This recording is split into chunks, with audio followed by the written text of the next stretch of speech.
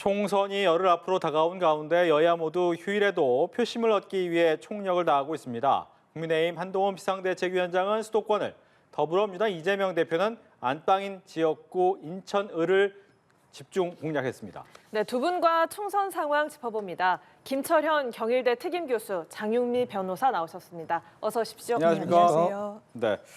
총선 열흘 앞으로 남은 가운데 자체 분석이 좀 나왔는데 국민의힘에서는 80여 곳 정도, 민주당에서는 110곳 정도를 얘기를 했습니다. 이렇게 잡은 이유는 어디 있는지 먼저 듣겠습니다. 일단 뭐 역대 그 총선을 보면 대부분 정권에 대한 중간 평가였거든요.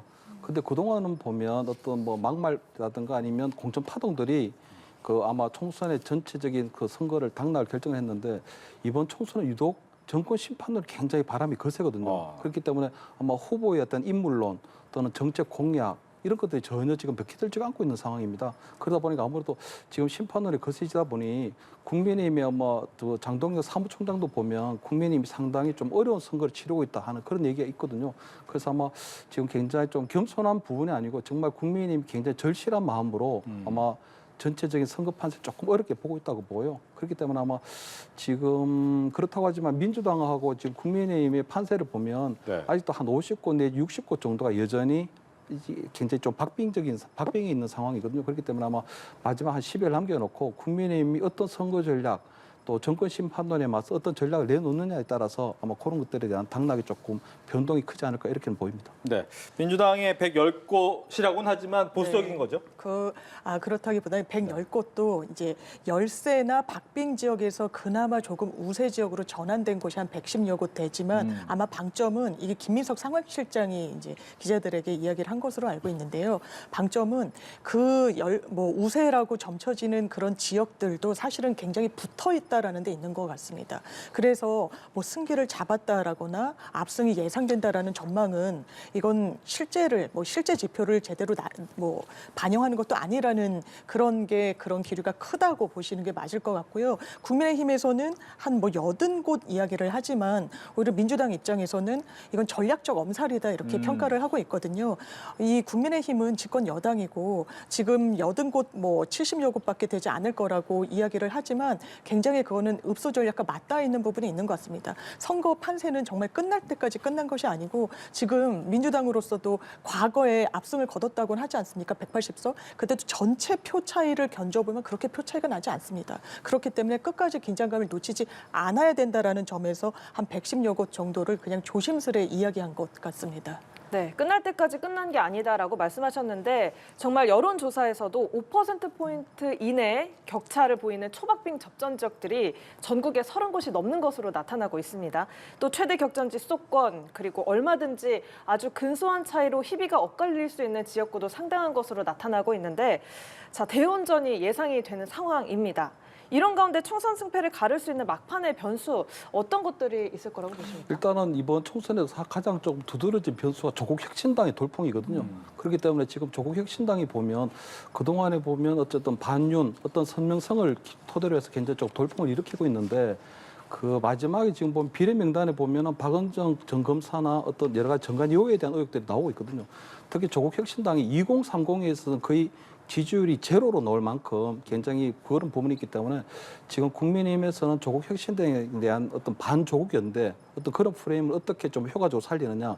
둘째는 과거보다 굉장히 정권 심판론이 크기 때문에 선거 시비를 남겨놓고 어떤 형태의 어떤 이 심판론을 무력화시킬 수 있는 그런 프레임 전환을 할 수 있느냐 이런 부분이 있고요. 마지막으로 보면 이거 투표율인데 역대 선거 때 보면 60%를 넘는 선거, 지난 21대 때는 66% 정도 났거든요. 투표율이 높으면 민주당이 유리하고 투표율이 좀 낮으면 국민의힘에 조금 유리한 그런 어떤 양상을 보여왔습니다. 그렇기 때문에 또 이번에 어느 정도의 투표율이 나오느냐 한 이런 부분이 관건이 될 것 같고요. 특히 아마 세대별 투표도 조금 주목할 필요가 있는데 60대 이상은 전통적으로 국민이 좀 강하고 2030이 지난 대선 때보다 약간 국민의힘이 우세한 그런 경향을 보여왔기 때문에 이번에 2030의 투표율이 어느 정도 되느냐, 60대 이상의 투표율이 어느 정도 되느냐, 또는 민주당에서 조금 유리한 40, 50의 세대들이 어떤 투표를 보였느냐 이런 것들이 아마 단순 투표뿐만 아니고 세대별 투표율도 상당히 아마 선거 당락에 큰 영향을 미치지 않을까 이렇게 보입니다. 네, 제3지대 변수 짚어주셨고 또 투표율에 따라서 어떻게 달라질 수 있다라고 이야기를 해주셨는데 네. 변수 어떤 것 있을까요? 굉장히 공감이 되고요. 투표율이 60%를 하나의 바로미터로 해서 지난 그 총선 때도 상당히 투표율이 높지 않았습니까? 그리고 지금은 사전 투표에도 많은 분들이 참여를 하고 계시기 때문에 그 투표율이 하나의 선행 지표처럼 될 것 같다는 생각이 들고요. 조국 혁신당 관련해서도 큰 흐름을 주도해가는 측면이 있는 것 같습니다. 이른바 정권 심판론. 지금 뭐 후보들의 각종 말실수다, 뭔가 검증에 있어서의 미흡했던 점이다 많이 나오고들 있지만 그게 큰 흐름, 그러니까 윤석열 정부의 국정 운영이 제대로 되고 있는지에 대한 유권자들의 의문점을 이걸 돌릴 정도가 될 것인가 그래 보이진 않는 측면도 있어서 그렇다면 만약에 여당에서 하나의 모멘텀을 만든다면 의대 정원과 관련해서 협의를 거치거나 아니면 국민들에게 만족할 만한 어떤 그 결과를 도출하는 걸 텐데 그게 또 쉽지가 않은 부분이 있어서 한번 끝까지 지켜봐야 될 것 같습니다. 예, 각 당 대표의 행보도 살펴볼 텐데 한동훈 위원장은 계속해서 수도권을 집중하고 있어요? 이제 아무래도 수도권이 가장 많은 의석이 달려 있거든요. 122석인데 지난 21대 때 보면 10여 석밖에 국민의힘이 이기질 못했습니다. 그러다 보니까 아무래도 이번에 전체적인 선거에서 총선에서 결국은 어느 정도 성패가 나오냐에 따른 것들이 수도권에 달려있기 때문에 아마 수도권에 계속 집중을 하는 것 같고요. 아마 지난번보다 한 30석이라도 스윙보터 지역에 한 5, 60곳 정도 되기 때문에 그중에 한 절반 정도만 얻어도 지난 21대 때 한 103석보다는 한 120석, 130석 정도 올라갈 수 있는 부분이 있거든요. 그렇기 때문에 아무래도 한동훈 위원장의 수도권이 아무래도 전체적인 이번 총선에 가장 승부수가 되는 승부처다 이렇게 생각하고 아마 계속 앞으로도 수도권에 계속 집중하지 않을까 이렇게는 보입니다. 네, 한동훈 위원장의 수도권 집중에 네. 대해서. 이건 너무나 당연한 전략인 것 같습니다. 일단 그 배분된 의석수 자체가 압도적으로 많기도 하고요. 또 수도권 민심이라는 것은 뭐 전통적인 로열티가 있는 지역이라기보다는 하나의 변수에 따라서 그리고 어떤 행방에 따라서 굉장히 표심이 좌우되기 때문에 사실 이번 총선의 승리를 가늠하는 가장 중요한 지역이지 않겠습니까? 더더군다나 지난 총선 때 서울 같은 경우에는 강남, 서초, 송파 그리고 용산을 제외하고는 사실상 패배를 했다고 봐야 되겠죠. 그렇다면 그 여러 잃은 지역구를 다시 찾아와야 되는 숙제가 한동훈 비대위원장한테는 놓여 있는 거고 거기에서의 탈환 내지는 승리가 본인의 정치적 미래와도 사실 연동돼 있기 때문에 이 수도권에 아마 계속해서 집중할 수밖에 없어 보이는 부분이 있습니다. 네, 선거일이 다가올수록 한동훈 위원장의 발언이 갈수록 거칠어지는 모양새입니다. 한 위원장이 오늘 경기도 지역을 유세하면서 야권 막말 논란 인사를 비판을 한원 중에 쓰레기 같은 말이라는 표현을 사용을 했는데요. 야권에서 반발이 나오자 대단히 점잖게 말하고 있는 것이다라고 이야기를 했습니다. 이렇게 발언 수위를 높이고 있는 이유가 뭐라고 보십니까? 일단은 이재명 대표 형수욕설과 관련해서 얘기를 한 것 같은데 사실 한동훈 위원장이 내용이 그렇다고 하더라도 굳이 그렇게 직설적으로 표현할 필요 없었거든요. 근데 그동안 보면 이재명 대표도 어떤 막말급 발언들이 계속적으로 쏟아져 나왔었습니다. 일일 일설화라고 할 만큼. 그리고 조국 대표 같은 경우도 상당히 강성 발언들이 많이 나왔거든요. 그러다 보니까 그 정통적인 우리 강성 보수층에서도 보면 왜 한동훈 위원장이 거기에 대해서 조금 받아치질 않냐. 왜 이렇게 고상하게 선거를 해서는 안 된다 하는 그런 요구들이 계속 있었거든요. 그러다 보니 아무래도 한동훈 위원장이 제 생각에는 조금 의도된 약간 계산된 그런 좀 말실수라고 보이고요. 이 부분이 그렇다고 해서 크게 중도층에 대해서는 부정적인 영향을 미칠 게 좀 제한적이라고 보는 이유가 이게 원포인트 그냥 한순간에 그냥 말실수라고 좀 보이거든요. 조금 강경한 발언이라고 보이기 때문에 그렇게 보이고요. 아마 앞으로는 아마 제가 볼 때 이번 주가 지나면 오늘도 이제 새로운 공약을 발표를 하고 있는데 아마 더 이상 이제 어떤 막말적인 어떤 그런 강성 발언보다는 조금 더 마지막 10일 정도는 정책에 좀 집중하는 정책 공약을 발표한 쪽으로 방향 선회를 하지 않을까 이렇게는 보입니다. 네, 다소 강하고 직설적인 발언, 중도층에는 큰 영향이 없을 거다라고 이야기하셨는데 어떻게 보셨어요? 다급하고 조급해서 이런 발언이 나온다고 생각이 들고요. 사실 한동훈 비대위원장의 장점을 전혀 살리지 못하는 워딩인 건 맞습니다. 합리적이고 여의도 사투리 쓰지 않겠다, 여의도 정치 종식시키겠다라고 하는데 사실 구태 정치에서도 쓰지 않는 막말을 하는 것이거든요. 사실 정치를 같이 한다라는 말은 방송에서 그대로 옮기지도 못할 정도로 묵음 처리가 되지 않습니까?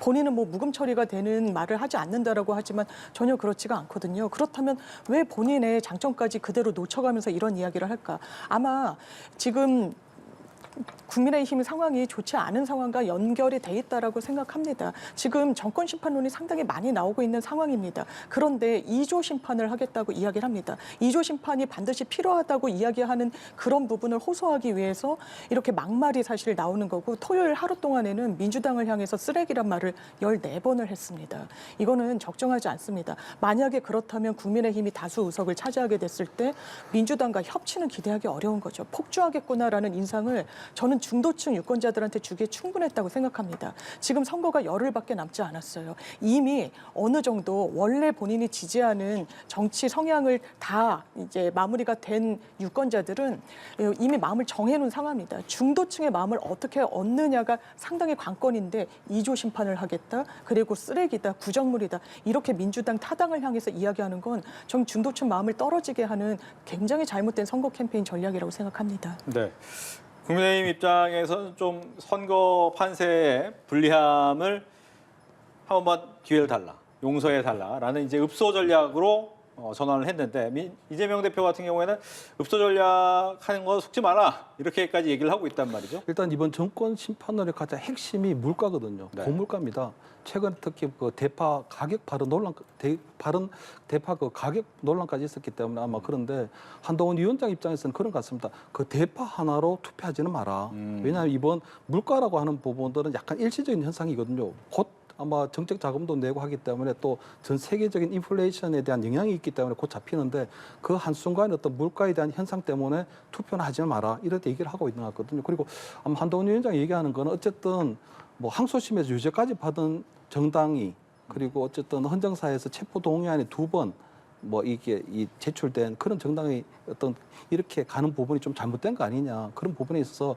지금 윤석열 정부가 어쨌든 과도 많지만 공도 많이 있거든요. 특히 이번에 보면 윤석열 정부 들어와서 특히 한미일 동맹이 굉장히 강화되면서 외교적인 부분에 있어서는 상당히 성과를 냈습니다. 그런데 그런 공은 없고 과밖에 보이지 않는 상황이기 때문에 아마 이번에 보면 그런 부분에 상당히 조금 국민들에게 호소하고, 어쨌든 간에 지금 3분의 2, 만약에 민주당 200석을 넘어가게 되면 실질적으로 윤석열 정부가 그 식물적으로 들어가는 부분들에 대해서도 계속적으로 국민들에게 좀 설명을 드려야 아무래도 어느 정도 의회에서의 어떤 최소한의 견제를 할 수 있는 그런 부분에 대해서 좀 해달라는 그런 읍소 전략으로 좀 많이 하고 있는 것 같습니다. 네, 여당의 읍소 전략에는 속지 말라. 네, 그렇죠. 왜냐하면 집권 여당은 가동할 수 있는 자원이 얼마나 많습니까? 그런데 한 번만 봐달라뇨. 앞으로 잘하겠다뇨. 지금까지 잘했어야 됩니다. 그런데 잘 못했다고 국민들이 이야기하고 있는 거 아니겠습니까? 물가, 과일 34년 만에 최고치 찍었다고 합니다. 경제 성장률 대한민국 1%대 작년에 기록했습니다. 이게 좋은 경제 성적표입니까? 그리고 지금 합니다가 국민의힘의 선거 슬로건이던데요. 지금 하면 안 됩니다. 진작에 하셨어야죠. 그리고 그 부분과 관련해서 왜 국정 운영을 잘 못했냐라고 변명하냐면 민주당이 발목 잡아서 그렇다고 합니다. 정말 그렇습니까? 그렇다면 협치를 위해서 대통령이 야당 대표 최소한 한 번은 만나셨어야죠. 그런데 그런 이야기와 노력 전혀 하지 않고 민주당이 잘못해서 이렇게 됐다. 조국이 잘못해서 심판해야 된다.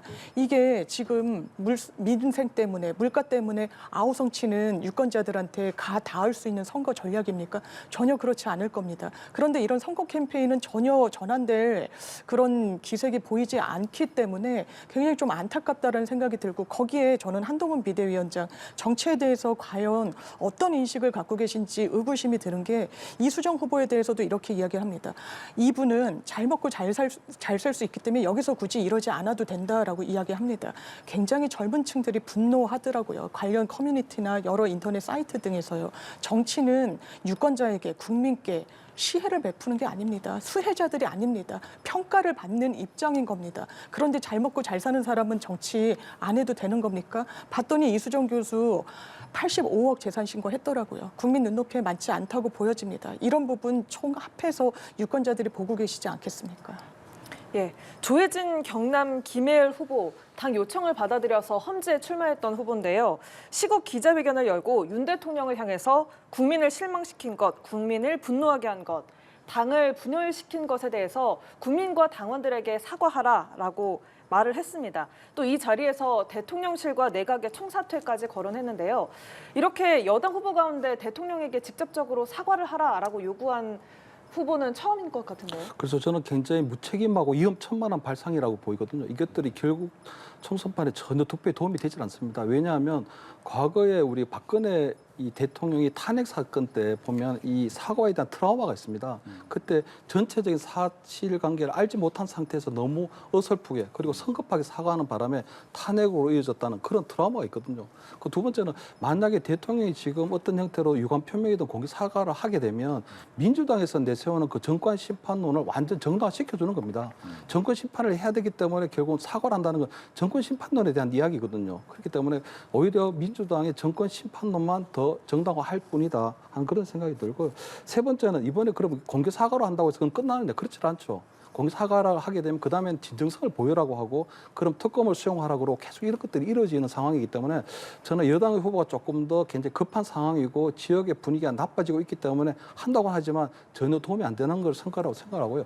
다만 저는 여기서 좀 하나 지적하고 싶은 건 이번에 아마 저는 대통령이 좀 직접 나설 수밖에 없다고는 보여요. 왜냐하면 이번 정권 심판론의 당사자가 대통령이거든요. 그렇기 때문에 대통령이 어쩔 수 없이 나설 수밖에 없는데 그렇다고 해서 그거를 유감 표명이나 공개 사과를 하는 것이 아니고 예를 들면 나서는 방법 여러 가지 중에 하나를 보면 지금 보면 의료 파국 상태가 벌어지고 있잖아요. 그러면 거기에 대해서 한동훈 위원장이 중재에 나설 게 아니라 그 의원, 그 의사 정원 2,000명을 늘리는 부분들도 대통령의 결정 사항이기 때문에 예를 들면은 노무현 정부 때 보면 검사와의 대화라는 게 있었습니다. 어떤 검찰 개혁을 추진하는 과정에서 필요하다면 대통령이 현장에 있는 검사하고 실질적인 대화를 통해서 어떤 해결책을 찾으려고 했던 것처럼 저는 지금 의사 단체에서 요구하고 있는 것이 대통령이 나서라는 거거든요. 그럼 저는 대통령의 의사와의 대화를 통해서 원샷 해결하는 방법을 찾아야 된다고 보이거든요. 그 자리에서 본인이 아마 내세우려고 했던 부분들을 해결해야 되지 이런 것들을 아마 한동훈 위원장이 또는 국무총리에게 맡겨놓을 상황이 아니라고 보이거든요. 그래서 저는 이번 총선이 만약에 정권 심판론이고 윤석열 대통령에 대한 책임을 묻는 거라면 대통령이 직접 나서서 어떤 형태로든지 이 부분을 결정 해제해야 된다. 그 방법에는 저는 동의를 하는 상황입니다. 네, 대통령이 일단 나서서 결자해지를 하긴 해야 한다라고 말씀하셨는데 이런 여당 후보의 대통령 네. 공개 사과 요구 어떻게 들으세요? 이런 요구가 왜 나왔겠습니까? 유권자들 현장에서 만나보니까 너무나 민심이 좋지 않은 거예요. 그리고 대통령의 국정 운영에 대해서 이반된 심리가 너무 직접적으로 확인되는 겁니다. 그 아우성을 직접 들은 후보들이 뭘 할 수 있겠습니까? 대통령한테 국정 운영 쇄신 요청할 수밖에 없는 거죠. 그러니까 국민들께 사과하고 앞으로 어떤 전환점을 모색하겠는지 정확하게 설명드리라는 요구가 나올 수밖에 없는 겁니다. 여기서의 또 하나 포인트는 과거에는 서울 수도권 후보들이 한동훈 원톱 취재로는 좀 부족하다. 그래도 좀 무겁고 중량감 있는 스피커를 모셔야 된다. 왜냐하면 그 상태로는 선거 치르기 어렵다고 했거든요. 지금 부울경에서 이런 흐름 나오는 거 아니겠습니까? 왜냐하면 서병수 후보 부산에 출마했죠. 지금 대통령 기자회견 하셔야 된다라고 이야기했습니다. 김태호 후보 어떻게 이야기했습니까? 이종섭 전 장관 관련해서 한창 논란일 때 민간인 신분에서 수사받게 해야 된다고 대통령께 직언했습니다. 왜 부울경 후보들이 그러겠습니까? 부울경이 흔들리고 있기 때문에 아마 그럴 겁니다. 대통령의 국정 운영에 대해서 한동훈 비대위원장의 지금 국민의힘 지도 체제에 대해서 마음을 못 주고 계시는 게 현장에서 확인이 되고 있는 거 아니겠습니까? 또 하나는 이 조혜진 후보는 어떤 인물입니까? 재배치가 됐던 거예요. 지금 말씀드렸던 서병수 그리고 김태우 의원 마찬가지입니다. 이 재배치라는 게 처음에는 전략적이다. 중진 의원을 뭔가 험지에 보내가지고 전략적으로 표를 견인해내겠다라고 했지만 지역 유권자들한테 먹히지 않았던 겁니다. 무례하게 보일 수 있는 것이거든요. 본인의 지역을 다 갈고 닦아왔던 정치인들을 그냥 선뜻 그냥 고공해서 다른 지역으로 보낸다. 이 여파가 지금 이런 아우성으로 미치고 있다고 생각합니다. 네, 추가적인 질문을 다시 드려야 될 것 같은데 말씀하신 것처럼 부울경에서도 그런 분위기가 있어서 어쩔 수 없이 지금 후보들은 얘기를 하는 거잖아요. 근데 앞서서는 이런 부분까지 바로 사과하는 것은 굉장히 어렵다라고 보고 있는 부분이 있는데 그렇다면 한동훈 위원장이나 중간에서 당 수뇌부는 어떻게 움직여야 됩니까? 일단은 지금 이제 그 후보들이 보면 우죽선적으로 지금 본인들의 의견을 지금 제출하고 있는 상황이거든요. 네. 제가 볼 때는 이거 한동훈 위원장이 아마 그런 부분에 있어서도 아마 이번에 그 이종섭 대사 사태에 있어서도 본인이 조금 주도적인 역할을 하려고 했던 것처럼 저는 아까 말씀드린 것처럼 지금 이번에 정권 심판론의 핵심 당사자가 대통령이에요. 그렇기 때문에 저는 대통령하고의 어떤 부분에 대통령이 그럼 어떻게 할 건지 이 부분에 있어서는 한동훈 위원장이 좀 판단할 필요가 있다고 봅니다. 단지 지금 대통령실의 정무 기능이 조금은 과거 역량보다 좀 떨어진 정부 역량이 좀 떨어지고 정부 기능이 마비됐다고 생각할 수밖에 없는 게 지금 비서실장이라든가 또는 정무수석이 거기에 대한 충분한 역할을 못 하고 있다고 보이거든요. 지금 10일밖에 남지 않았고 지금 전체적인 선거 판세가 열세라면 전체적인 프레임을 바꿀 수 있는 한 방이 강력한 한 방이 지금 필요할 때거든요. 그 강력한 한 방이 무엇이냐에 대해서 저는 정부 파트에서 고민을 할 필요가 있다고 보고 저는 그 부분에 있어서 대통령이 지금 나설 필요가 있다. 특히 저는 좀 심하게 얘기하면 대통령의 의료 파국에 있어서도 본인이 원샷 의사와의 대화에도 나서야 되지만 한편으로 볼 때는 심하게 얘기하면요. 저는 대통령 임기와 연관된 재신임 투표를 물어야 될 수도 있다고 보이거든요. 왜냐하면 만약에 이번 총선에서 200석이 만약에 민주당으로 넘어가 버리면 범야권 넘어가 버리면 입법도 안 됩니다. 예산도 안 되고 탄핵까지 거론되는 상황이거든요. 그럼 실질적으로 대통령이 저는 식물 대통령을 넘어 거의 산송당 대통령이 돼버려요. 그렇다면 저는 지금 대통령이 재신임과 연계한 재신임 프레임으로 또 바꿀 필요도 있다고 보이거든요. 그렇기 때문에 저는 지금 이 대통령 전체적인 대통령을 보좌하고 한동훈 위원장이나 대통령실에서도 지금 남은 10일 동안에 어떤 프레임으로 마지막 한 방을 해야 될지 그런 고민할 필요가 있다 이렇게는 보입니다. 네. 또 다음 이야기로 넘어갈게요. 지금 양문석 후보 얘기가 계속 나오고 있잖아요. 이건 민주당한테 네. 먼저 질문을 드리겠습니다. 일단은 국민의힘 입장에서는 굉장히 강력하게 비판하고 있는 부분인데 민주당 내에서는 이거는 국민이 알아서 심판하면 된다라고 보고 있는 부분이에요. 이게 좀 바뀔 기류가 있습니까? 아니면 그대로 갑니까? 일단 어떤 사실관계들이 추가로 드러나는지에 따라서는 열려 있어야 될 거라고 보고요. 선거라는 건 정말 어떤 그 유동성이 있을지 모르는 거 아니겠습니까? 지금은 본인이 사과했습니다. 그렇지만 이제 편법이 있었지만 불법은 아니라는 취지로 이야기를 하고 있는데 이 부분과 관련해서는 그런 것 같습니다. 딸의 사업자 이 등록증을 발급받고 그것을 제출함으로 인해서 사업자 대출을 받았습니다. 그리고 그 자금이 사업자금으로 쓰이지 않은 것 같습니다. 본인이 이제 아파트를 매입하는 과정에 있어서 이제 잔금을 치러야 되고 원래는 제2금융권에 굉장히 고리로 있다가 이제 이자를 때문에 좀 갈아탔던 거 아닙니까? 그 과정 중에 사실 새마을금고로부터 어떤 자문 내지는 조언을 듣고 이런 식의 선택을 하게 됐다라고 본인은 설명하고 있기 때문에 그 부분이 그렇다면 맞는지 새마을금고에 대해서도 감사가 지금 착수돼서 진행되고 있는 거 아니겠습니까? 금융당국에서도 들여다보겠다고 했기 때문에 그 여파를 좀 지켜볼 필요가 있겠다 싶습니다. 어떻습니까? 그래서 양문석 후보는 조금 편법이라고 얘기하는데 저는 좀 불법적인 소지가 많아 보이거든요. 왜냐하면 아무 소득이 없는 대학생 딸이 사업자 그 대출을 하는데 11억 원을 받았거든요. 근데 그게 가장 핵심적인 게 매출 실적이라는 겁니다. 그럼 매출 실적이 없었잖아요. 그럼 매출 실적을 허위했을 가능성이 높아 보이거든요. 그럼 그 사기일 가능성이 높죠. 그리고 새마을금고 같은 경우는 그런 사실을 알았는데도 불구하고 11억 원을 대출해 줬다면 약간 배임의 혐의도 있고요. 만약에 양문석 후보 어떤 부부도 이 내용을 알았다면 공모했을 가능성도 높아 보입니다. 두 번째는요.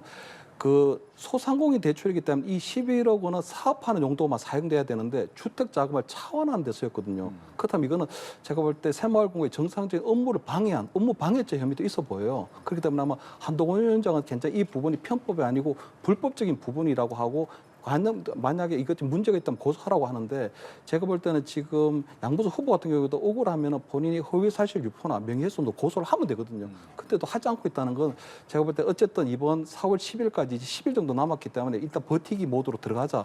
일단은 결과를 그때 하면 된다는 생각이고 두 번째는 아마 지금 만약에 어떤 여러 가지 상황이 벌어지더라도 본인이 국회의원이 되면 여러 가지 부분에서 또 방탄 효과가 생길 수 있는 부분이 있거든요. 그래서 아마 제가 볼 때 지금 아마 그대로 아마 버티기 모드로 들어가는 것 같은데 제가 볼 때는 유권자들께서 이런 부분에 있어서는 편법인지 아니면 사기 대출에 의혹이 있는 건지에 대해서는 잘 판단하시지 않을까 이렇게는 보입니다.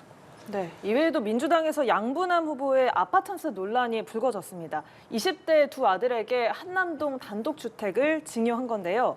양 후보는 이 지적을 수용한다면서도 편법, 불법은 없었고 정상적인 증여였다라고 해명을 했습니다. 민주당 내에서는 양 후보의 논란 리스크로 받아들여지나요? 이 부분은 사실 뭐 양문석 후보 건과는 결이 약간 다른 것 같은데요. 일단 20대에 어떤 재력이 좀 부족한 자녀한테 증여를 한 게 또 한남동 그 단독주택은 고가이니까요. 네. 국민 눈높이에 이제 맞지 않는 부분은 겸허히 수용해야 될 겁니다. 당연하게도. 하지만 이 과정 중에 편법이나 불법의 의혹은 없어 보입니다. 이 해명을 들어보면 본인이 실거주를 하기 위해서 먼저 구입을 하게 됐던 것인데 이제 지방에 왜냐하면 이제 검사장 출신이니까요, 검찰 출신이니까 지방 발령을 받고 하는 그런 인사가 나서 이사를 가게 되면서 두 아들에게 이걸 증여하게 됐다. 그런데 그 당시에 원래 증여를 받게 되면 당연하지만 그 수중자, 이 증여의 혜택을 입는 사람이 증여세도 내야 되는 게 맞습니다. 근데 그 당시에 20대고 어떤 수익이 일정치 않다 보니까 내가 대신 내주게 됐지만 그 부분에 대해서는 내가 이 부분을 이제 변제 형식으로 받겠다라고 이야기를 하고 있어서 국민 눈높이에 맞지 않는다는 점이 있을 수는 있지만 이게 편법이나 불법 의혹과는 좀 거리가 있어 보입니다. 일단 뭐 외형적으로 볼 때는 정상적인 증여로 보여요. 그런데 이게 수십억 원짜리 주택을 증여를 했는데 그 증여세를 내줬다는 거거든요. 근데 증여세는 아마 성년이든 미성년자든 아마 5천만 원까지이기 때문에 아마 이게 수억 원일 거예요, 아마. 그러면 그 증여세 내행 부분에 있어서도 또 증여세를 내야 되거든요. 그렇기 때문에 그 부분에서 증여세를 내지 않았다면 이 부분에 있어서는 굉장히 불법적인 소지가 있어 보이고, 두 번째는 이게 보면 어쨌든 간에 본인이 공영원 우리 후보하고도 마찬가지인데 군대를 갔다 왔더니 수십억짜리 집이 생겼다는 거거든요. 보통은 우리 그 대한민국의 우리 2030 세대들은 군대 갔다 왔을 때 보통 부모들이 삼겹살에 소주 한 잔 사주는데 여기는 선물 어마어마한 수십억짜리 건물을 줬다는 겁니다. 거기에 대한 어떤 상대적 박탈감, 실망감이 굉장히 크다고 보이고, 민주당이 그동안 보면 굉장히 서민을 위한 정당으로 내세웠거든요. 근데 사실은 보면 국민의힘보다 더 부자 정당이었던 거죠. 그래서 아마 본인이 생각할 때는 이게 아마 국민 눈높이에도 진짜 높지 않고요. 맞지 않고요. 두 번째, 민주당이 그러면 앞으로는 본인이 서민을 위한 정당이란 그 어떤 뭐 슬로건만큼은 빼야 되지 않느냐 하는 이런 생각이 듭니다. 예, 알겠습니다. 이야기 여기까지 나누도록 하겠습니다. 지금까지 김철현 경희대 특임교수, 장윤미 변호사와 함께 총선을 10일 정도 앞둔 시점 정치권 상황 짚어봤습니다. 오늘 말씀 고맙습니다. 감사합니다.